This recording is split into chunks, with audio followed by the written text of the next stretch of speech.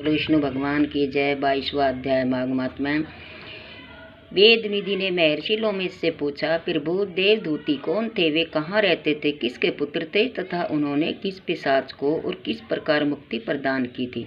महर्षि लोमेश बोले, सरस्वती नदी के सुंदर शांत तट पर पर्वत के ऊपर अन्य विष्णु भगत महात्मा देवदूती निवास करते थे। वे भगवान विष्णु के वर्ष से उत्पन्न हुए थे। वे हर समय भीषण तप किया करते थे। ग्रीष्म ऋतु में वे सूर्य की ओर दृष्टि केंद्रित कर पंचाग्नि तपा करते थे। वर्षा ऋतु में खुले मैदान में बैठकर तप करते थे तथा जाड़ों में सरस्वती नदी के शीतल जल में खड़े होकर तप करते थे। तप करने के साथ ही तपस्वी देवदूती चंद्रायण व्रत भी विधि से करते थे और अपना जीवन व्यतीत करते थे। इस तरह उन्हें जीवन व्यतीत करते हुए 1 सहस्त्र वर्ष हो गए थे। उनकी तप क्षीण काया मांस रहित होकर मात्र अस्थियों तथा नाड़ियों व नसों के रूप में शेष रह गई थी। तथापि उनकी मुखाकृति पर प्रभा मंडल के रूप में छाए विष्णु भक्ति के तेज पर किसी की दृष्टि स्थिर होना संभव न था। विष्णु भक्त देवदूती प्रतिदिन सुगंधित पवित्र पुष्पों द्वारा वेद सूक्ति के परम मनोहर स्रोत्र को पढ़कर भगवान विष्णु का पूजन किया करते थे। एक दिन वैशाख मास की एकादशी को वह मगन मन से भगवान पूजन में लीन थे कि उनकी स्तुति से प्रसन्न होकर भगवान विष्णु गरुड़ पर आरूढ़ होकर उनके सामने आ उपस्थित हुए। जब देवदूती ने साक्षात भगवान विष्णु को देखा तो हर्ष तिरेक ने उन्हें सो रोमांच हुआया। वह अपनी शुद्ध बुद्ध भूलकर भगवान पर दृष्टि केंद्रित कर उन्हें अपलक निहारते रहे। अपने भगत देवदूती की ऐसी भाव विभोरता देखकर भगवान विष्णु ने मुस्कुराकर उनसे कहा, हे देवदूत, तुम मेरे प्रिय भक्त हो तथा मनसा वाचा कर्मणा मुझको ही समर्पित हो। मैं तुम्हारे इस भक्ति भाव से अत्यंत प्रसन्न हूँ। हे भक्तवर, अपनी इच्छा के अनुसार वरदान मांगो।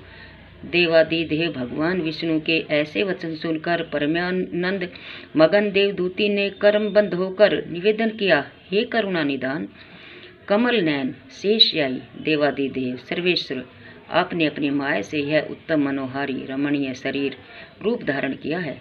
योगियों ऋषियों तथा तपस्वियों को भी दुर्लभ आपके दर्शन पाकर प्रभु, हे प्रभु, मैं कृतार्थ हो गया। हे प्रभु, आपके दर्शनों से श्रेष्ठ और कौन सा वर है जो मैं मांगू? हे करुणानिधि दया सागर दीन बंधु, आपके दर्शन प्राप्त होते ही तीनों लोकों के उत्तम फल की प्राप्ति हो जाया करती है।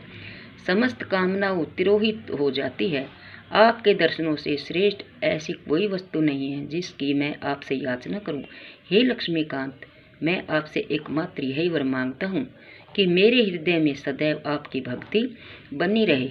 मेरे अन्य कोई कामना नहीं है, लेकिन आपकी अचल भक्ति की ही मेरी एकमात्र अभिलाषा है। अपने भक्त देवदूती के ये वचन सुनकर भगवान विष्णु ने कहा, हे भक्त परवर देवदूती, तुम्हारी कामना नीति धर्म और भक्ति से ओतप्रोत है। हे निष्पाप, मैं वर देता हूँ कि तुम्हारी भक्ति और तप में कभी भी कोई विघ्न बाधा उपस्थित नहीं होगी। साथ ही तुम्हारे द्वारा निर्मित इस स्तोत्र को पढ़ने वाले भगत जनों के समस्त पापों और संतापों का नाश होगा।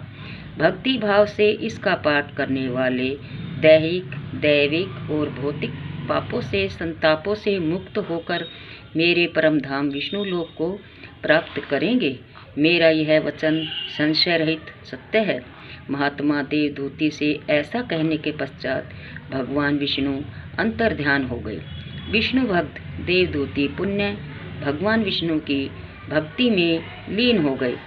इति बोलो विष्णु भगवान की जय। इति पद्य प्राणे माघ महात्म्ये 22वां अध्याय संपूर्णम। बोलो विष्णु भगवान की जय।